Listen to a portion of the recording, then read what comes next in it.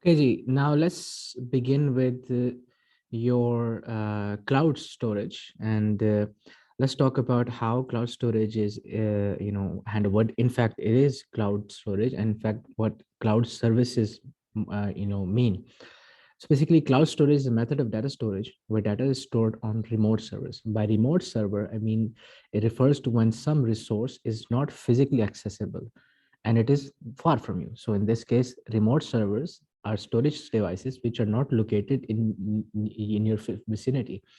So as opposed to having access to data that is located on your hard disk or your external hard disk somewhere near to you, accessible to you, which is stored, this is known as big data being stored locally. So that means the data is present in front of you, is physically near you. You can access it at any moment without requiring any network or public internet connection, right? But if data is stored on servers that are far from you, that means those servers must be part of a wide area network. In this case, we are accessing cloud services over our internet. Internet is a wide area network. Now, as opposed to accessing data locally, we're accessing our own data, our files, our images over our public network such as the internet. There are some benefits and some drawbacks to this approach, but it has become very much predominating in our current in use of the internet. uh, the same data is stored on more and than one server in case of maintenance or repair, allowing clients to access data at any time. So, as a cloud service provider, it is their responsibility to make sure that we are granted access to our information at any given point in time, whenever we need it. So, we should be able to avail our data 24 hours a day, 7 days a week, regardless of any hurdles whatsoever. And that how they're maintaining that is by creating mirror servers. There are copies of existing servers, and they are basically allowing those servers to be available to their users at all times. If one server fails, then they have a backup server to immediately take over the responsibility of the primary server, so that the user does not have to suffer any sort of downtime. The physical environment is owned and managed by hosting company, which is also known as a cloud service provider. For example, Google and Amazon. These are some examples of third-party cloud service providers. They are independent organizations, and they're not owned. They don't own, they're not owned by any government agency, and may include hundreds of servers in many locations spread out around the world. In a way, the way of accessing cloud data is through your internet, and you usually do this through your web browser. There are other methods as well. For example, when you're using your mobile app for say your email, in that case, you're accessing emails through your internet connection that is stored on a cloud server somewhere, but you're not accessing those emails through the browser. You're accessing through your email app. That's a different situation. That is an actually email application using different protocols, different rules. But if you're doing the exact same thing on your computer, then usually you'll be doing it on your web browser. So usually when we access a web browser through the internet, you're accessing cloud services through the internet, you're usually doing it through your browser. And the browser, by the way, acts like a client in this client server architecture over the internet. So this is the basic, working of the internet right now. Three common types of cloud storage systems exist. There is the public cloud, private cloud, and hybrid cloud. The difference between these three cloud services primarily depend on who the cloud service provider is and who are the users of those cloud services, right? If it's a public cloud, that means the cloud service provider is one organization, is one entity, and the people who will be using that cloud service, those cloud services will be another organization. They're not related to each other. Therefore, they are two separate entities. Now, as an example, let's look at Google. Google is a third party cloud service provider. In fact, it's a public cloud. How Google maintains has a huge setup, and it's very complex and spread out around the world. And they are making those cloud services available to us, a general public. We are not our employees of Google. We're not part of Google. We're just using it. So in this case, this is a public cloud in which the people setting up the cloud are different and people using the cloud services are different. Okay, as opposed to private cloud, in with the organization that set up the cloud is also the same, is setting up the cloud for their own employees. So let's just say there's a company and they want to make their internal data available to their own employees. So what they can do that is they can create up their own private cloud, and they take responsibility of that cloud setup, their maintenance and initialization and the security, everything. It is their responsibility. It is the company's responsibility. But the thing is, if they are really secretive about their data, then they will choose to set up a private cloud, in which case the company, the organization, for example, some university, it can be some university that making a cloud service available only to their students and their own employees, no one other than that. That is an example of a private cloud. The cloud service provider is and the cloud service user are the same people, as a part of the same organization. Then we have the hybrid cloud. Hybrid cloud means that this is a setup that allows for both public and private cloud services. So you can say that there are two separate units of this hybrid cloud. One part as one unit acts like a public cloud, in which those services of that cloud service provider are available for the general public. On the other hand, you can see that the same organization allows for a separate cloud service for their own employees. Now, let's just say for example, Google. Let's just consider Google here. Now, Google has services, a wide variety of services for the general public. You have Gmail, you have YouTube, you have sites, app store, everything that's available to the general public. But do you think that Google on their offices, Google Plex offices, wherever they are they operating on some sort of cloud there as well? Yes, they are. There's most probably are, because it's a huge complex where the Google service, people work. It's a huge complex spread out in a huge wide area. So definitely they will have some sort of services that are available to people there on a cloud as well. Now that particular cloud that is housed and used by that housed in the Google offices is available only to the Google employees. So you can see that only the sensitive part of Google's working is present on the private cloud, which is available only to the Google employees, which are bound under some contractual privacy agreement. Whereas the other part of the cloud service, which is available to the general public, is separate. Now that is less sensitive to Google. It is sensitive to you, but not that sensitive to Google. In that case, that data is made available publicly to the. It's made available for general public, right? So this is an example of how hybrid cloud work. One part is only available for their internal employs, their own organization, and the other part of the same cloud service provider is available to the general public. So depending on what data you want to show to the general public and versus what data you want to make available only for your employees, you can distinguish here. You can create two separate cloud models that can be catering for both type of users, the general public as well as your own employees.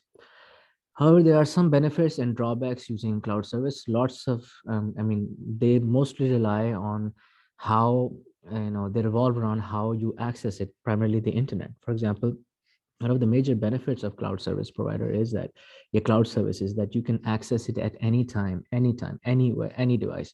As long as you have an active internet connection, you can access data at any moment. There's always going to be there for you. So the ultimate benefit is the ultimate backup method. And secondly, another benefit is that if you want to create a backup, you don't have to carry the extra storage, extra external drives, USB flash disk with you to make a backup. This backup is saved on a cloud, and you can be rest assured that you can access that backup at any device, using any device, anytime, anywhere. Finally, all cloud service providers and good, well-renowned cloud service providers have a remote backup of data, and they have multiple backups, and those backups are in very secure locations, in which case if there's one backup failure, they can always retrieve data from their other backups, and you will not, as a client, as a user, you will not even know the difference of what's happening, but they are taking care of it. It's very well managed. However, if the cloud system has failure on the hard disk or backup device, cloud storage will allow for recovery of data. So as a power user of the computer, I personally believe this, that I have data stored on my hard disk as well as the cloud. So I'm not that worried about my local backups, because I know that I always have a cloud backup. So even if something goes wrong with my device, I can also I can already always recover my backups from my cloud service, and that my cloud storage, and that's okay. That's fine, and I don't have to start from scratch if there is, God forbid, a data loss. Finally, most cloud systems can allow you to it can allow you unlimited data storage. Of course, initially, for example, Google, if you take for Google, for example, Google allows you free storage, a certain amount of gigabytes of data storage for free. But if you want to make available more data, you can pay for more data, but there's no limit to how much size you can avail. You can avail any amount of size, because cloud service providers are constantly managing their storage requirements, and they're constantly increasing their devices to cater for the increasing user needs. So this is a constant struggle. So it seems like you have access to unlimited data storage, of course, for a cost, right? Now, as opposed to, you will never hear a cloud service provider saying that we cannot afford any more storage of any data, public cloud at least. They will never say, you will never hear Google say this, if we cannot afford any more data storage. Now, we request you to delete some data. I mean, even though you can pay for it more and stuff like that, I know you have money, but we simply cannot afford any more data storage devices. You will never hear them say that, because they are constantly catering to their increasing storage requirements. So it may seem like that as a user, if you can pay for data storage, you have practically access to unlimited data storage. Now let's look at the drawbacks of cloud storage. First of all, the first advantage saw that you can access it through an internet connection, any place, anywhere, anytime, on any device. That is one of the drawbacks as well. So if you don't have an internet connection and you're relying on your cloud storage for access to data, you can't access it. You have no working data available. This could lead to undefined downtime, and you cannot work at all because you don't have access to your data, because you don't have internet connection. However, if that data was stored locally on your computer, you can still work with it. But that's one of the biggest disadvantages of cloud, that if you don't have an active internet connection, you have nothing, in simple terms, right? Costs can be high, of course, if large storage capacity is required. So if you want bigger account to hold more data, you'll have to pay for it more. And more importantly, if you want to download large amounts of data, depending on what type of internet services you're availing, what type of internet package you're availing, it will cost you per MB of download. So that is, it's not cheap. It's not like just as a free access. No, you have to pay for the internet bandwidth that you're availing. Finally, if there is a cloud service failure in some way, a company somehow loses your data, then there's nothing you can do about it. There's a huge risk. That's why companies such as Google and Amazon, they have worked very hard and invested a lot of money over the years to make sure that trust in their the client's trust, the user's trust in their services always is retained, and we blindly trust them. We know that they will always have our data available to us whenever we need it. And how they have established such a strong relationship, a strong trust, because they are constantly investing in their cloud services, security point of views, with respect to security, with respect to virtualization, with respect to data storage capacity, with respect to optimization. There are many ways that they're constantly working towards a better service model for their users. So it takes a lot of investment for this. If a cloud service model cannot keep up with this, there's a great chance that they will end up losing your data, and you'll be back to zero. Because if you, for example, trust it completely on their storage, then you will have no data with you whatsoever. Now, when you're accessing cloud services, there are certain questions that you want to ask yourself. These are security concerns. For example, what are security? I mean, if data is stored somewhere physically, and it obviously ends up in some server, some location physically, what in security systems have the cloud service providers ensured in that look for that physical location? Is it properly guarded? Is it hidden? Is it does it require biometrics on entry whatsoever? So it is common to hear these stories that some companies like Google or Facebook or Amazon, they have invested in nuclear deterrent systems that have such huge what you call it some solid backup security systems that not even they cannot even be penetrated in the event of, say, a natural disaster or a nuclear war or earthquake. Anyway, they will be always secure. They are probably in some undisclosed underground bunker somewhere. Nobody knows where it is.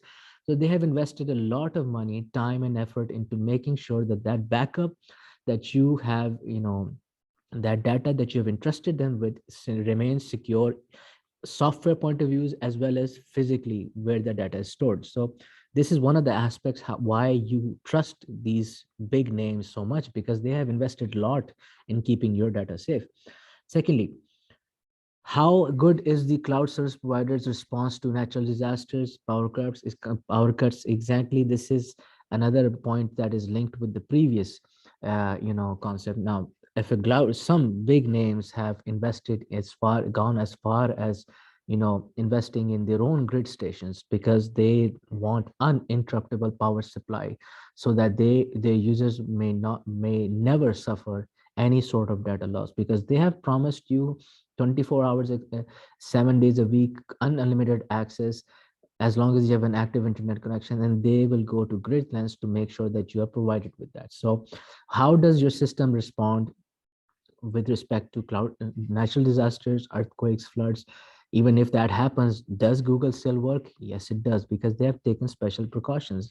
America is, the United States is hit with natural disasters every year, and very, very devastating natural disasters. But still, we as a Google user, or we as an Amazon user, never come to hear of this, that Google services are down because some hurricane came and something like that, because they have invested in a lot of time and money and many locations apart from America to make sure that you have access to your data at all times. What safeguards exist regarding personnel who work for a cloud service company? Can they use their authorization codes to access confidential data for monetary purposes? That's a very big question. Employees, how do you filter your employees? How do you know that those employees that you work with are trustworthy? Are you sure that they are not leaking out our data um, and to other third parties to on the black market for money? Is that, are you confident that's not going to happen? Because this could lead to very devastating effects. So they have to take special precautions against that too. Employees are granted only access to data which they have clearance to, and the people who do have clearance to a lot of data have been with the organization for many years. They have established a long trustworthy relationship with the organization. That's why they can be trusted never to grant private personal information of the company as well as their users to another person for monetary purposes. Otherwise, new entries, people who have not been with the organization for a long time, do not have access to data that much. And even if they do have access to data, they cannot manipulate it like everyone else is. So they can view it possibly, but they cannot, for example, share it, they cannot copy it, they cannot change it. There are a lot of methods that you can ensure that users only access data in the way that they're allowed. And if they're not even allowed to access it, even that is taken care of, right? So what safeguards exist? If an employee is terminated from your organizations, are his accounts all canceled? Is his security clearance to the system canceled? Do you take care of that before even announcing his termination, so that he's not taking special precautions against you as well? For example, if the company employee finds out that he's going to be terminated, he quickly copies all the data, confidential data, and later on blackmails the company. How do you protect yourself against such incidents? Are there such incidents in place? Well, there always are. Organizations go to great lengths to make sure that this never happens. They have a very strict system. Their company has a very strict policy against these actions, and they can trace and hunt these loopholes at any given time. Very strong system indeed. So smaller organizations can't say so, but large organizations definitely. Okay, now the risk that important and irreplaceable data could be lost from the storage facilities. Actions from hackers. There is a risk that important and irreplaceable data can be lost from cloud storage facilities. Actions taken from hackers, for example, gaining access to accounts, or farming attacks. For example, we'll be discussing farming attacks a little bit later, but in a sense, it's a very vulnerable internet security that accesses your computer and causes your computer to access fake websites. Even without your permission, it accidentally accesses fake websites. So we'll be looking at these internet security concerns in another video, but could lead to loss and corruption of data. Users need to be certain that sufficient safeguards exist to overcome these risks. There are certain examples that have happened in the past that are quite alarming as a cloud service user for us all.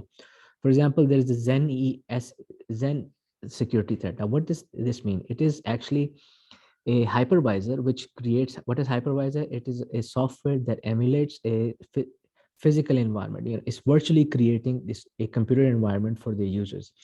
Now, the concept of virtualization, the process of virtualization, very complex. It allows your resources which were otherwise physically available to you, such as processing, storage, and RAM, software, application software, desktop, everything that was physically available to you on your computer is now emulated to you through some virtualization software. So basically, you're interacting with an environment that doesn't physically exist. It's generated, software generated, it's artificial. And not only you're doing it, a lot of other people are doing this. So the main secret sauce behind the virtualization environment is the hypervisor. It's the software that is basically controlling these virtual machines, and it is the hypervisor that is actually interacting with the actual hardware underneath.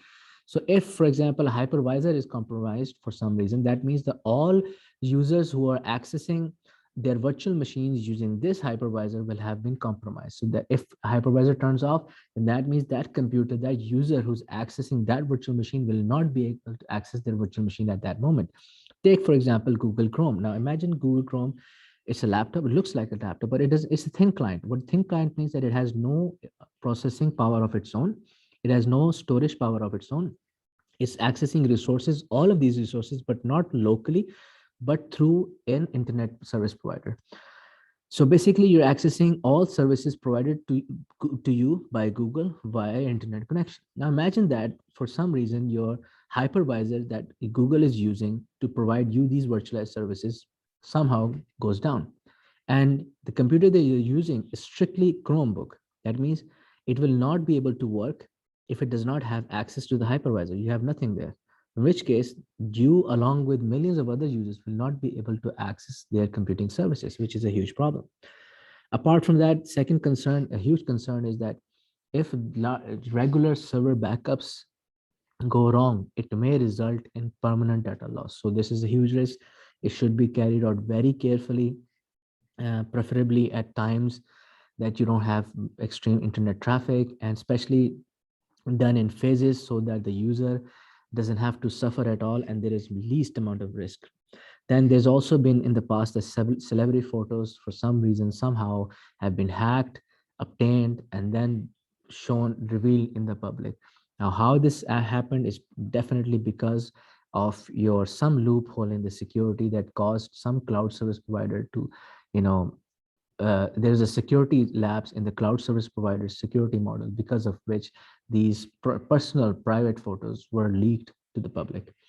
Finally, it is also in its case in 2016 where election campaign was compromised because hackers and, what you call it, unauthorized users had access to up to 93 million registered voters, because of which their voter, yeah, and votes could have been compromised, making their voting efforts in the favor of one particular organization. Now, this server has access to information for voters outside Mexico as well. So that means this problem was, not, became an international problem because of this one security loophole. So this has been in the past, and this is, you know, if cloud service providers didn't exist, then these problems would not have existed. But when you carry out the, ratio of issues versus services, they always provide better services. And every now and then there are situations that happen like this, and they are doing their best. They're working towards, uh, making sure that these problems don't exist. But in any case, cloud services are here. They have been with us for quite some time now. In fact, if you go back to the 1970s, some sort of, wide area networks existed back then as well. But at that time, the reason for, wide area networks and centralized computing was because computers were just so expensive. So you did not have the money to buy computers for separate, everyone. Instead, we had just one central computer, and everyone had access to that single computer through their thin clients, which did not have any processors. Now, those thin clients could be apart in a, in a whole building, and then one network can be linked to another network, creating other networks, and therefore creating a whole wide area network. But right now, today, cloud computing is sort of similar. It's spread across the whole world, and most importantly, the motivation towards this service model right now is, most importantly, the principle that you don't have to be responsible for the data yourself. They are taking up the responsibility of that data, and they will promising you that you will have access to your data at any given time. You don't have to worry about the storage. You don't have to worry about the security, and it will always be available to you. It will be with us privately, personally. No unauthorized people will have access to it. So today we trust in cloud services because of these reasons, and we are alleviated from the responsibility of maintaining, carrying, and backing up our data ourselves. So the real reason is convenience in today's age. So that's it for cloud storage. Please refer to these notes as well as check out the book as well. A few more facts from there as well. Okay, take care.